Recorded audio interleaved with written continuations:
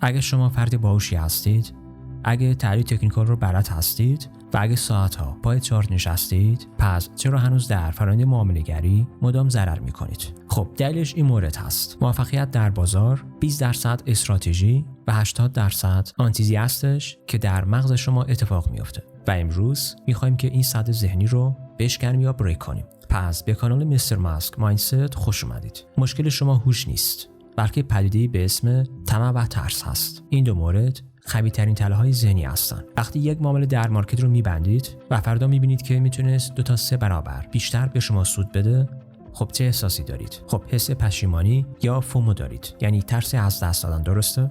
خب مغز ما برای این طراحی شده که ما رو زنده نگه داره، نه ما رو سودآور یا ثروتمند کنه. وقتی سود می‌کنیم، دوپامین ترشح میشه و ما رو وادار میکنه بیشتر ریسک کنیم و اینجاست که نابود میشیم. خب راه حل این مورد در بیرون چارت نیست، بلکه در شناخت سوگیری شناختی هستش، یعنی سوگیری تایید. یعنی ما فقط به دنبال اخباری میگردیم که معامله ما رو در مارکت تایید کنه، نه اخباری که معاملات ما رو رد کنه. اینا فقط برای معامله نیستن، بلکه اینا قوانین زندگی ما هستن و ما اینجا هستیم تا از این بازی‌های ذهنی با خبر بشیم. وقتی ذهنیت شما درست بشه، دیگه نیازی نیست که هر دقیقه به چارت نگاه کنید، چون میدونید که حد ضرر فقط یک عدد نیست، بلکه یک حد برای ضررهای زندگی هم هست. اگه میخواید که واقعا از این چرخه استرس و از ضرر خارج بشید، باید روی 80% کار کنید. و در این کانال، یعنی مستر ماسک مایندست، قرار هست که ماسک رو برداریم و ببینیم که بهترین استراتژی‌های زندگی برای موفقیت مالی و آرامش چیست. پس اگه آماده اید که ذهنیت خودتون رو بازسازی کنید،